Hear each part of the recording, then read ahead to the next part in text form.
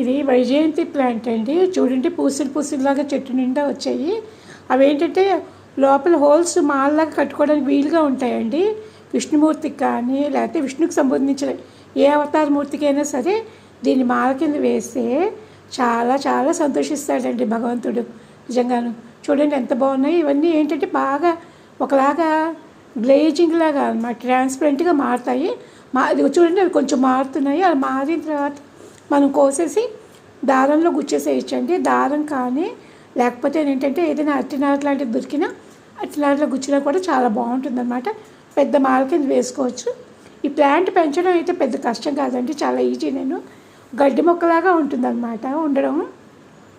అంటే కొంచెం మన ఇలాచీ మొక్క ఉంటుందండి, ఇలాచీ ప్లాంట్ లాగా ఉంటుందన్నమాట.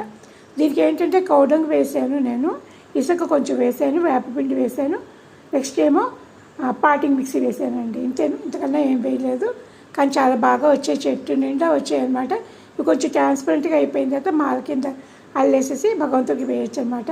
విష్ణుమూర్తికి వేయచ్చు, ఏకాదశి రోజున వేయచ్చు, నిజంగా శ్రవణ నక్షత్రం రోజున వేసుకోవచ్చు అండి. అప్పుడు స్వామికి ఎంత నచ్చుతుందో.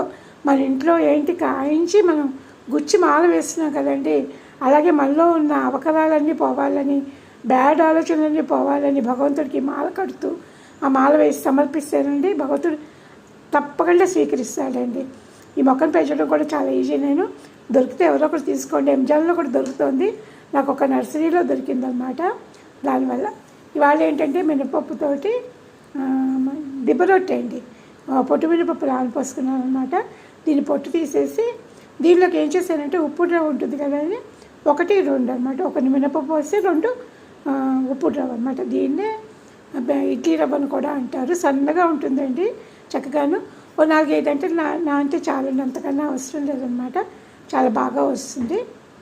4-5 గంటల కన్నా నానాల్సిన అవసరం అయితే ఏం లేదు. ఇదేమీ పర్మనెంట్ అవ్వడం అవసరం లేదు, ఇమీడియట్గా వేసేసుకోవచ్చు. ఇడ్లీ కిందైనా వేసుకోవచ్చు అండి, అయితే మనం ఊతప్పం కింద వేసుకోవచ్చు, దిబ్బరొట్టు కింద వేసుకోవచ్చు, ఎట్లయినా వేసుకోవచ్చు అనమాట. నూనె వేసేసి చాలా ఈజీగా వచ్చేస్తుంది, ఎర్రగా కాలుతుంది, చాలా బాగుంటుందండి నిజంగాను.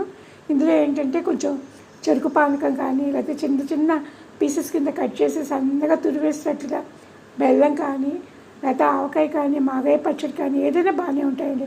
మూత పెడితే ఏమవుతుందంటే పైన కూడా మంచిగా మగ్గినట్టుగా అవుతుంది అనమాట. అప్పుడు మనం ఇలా తిరిగేసినప్పుడు అదేమి చిందడం అది చేయదు, లేకపోతే చిందిపోతుంది అనమాట. ఇలా ఎర్రగా కాలుతుందండి. చూడండి చాలా బాగుంది కదా.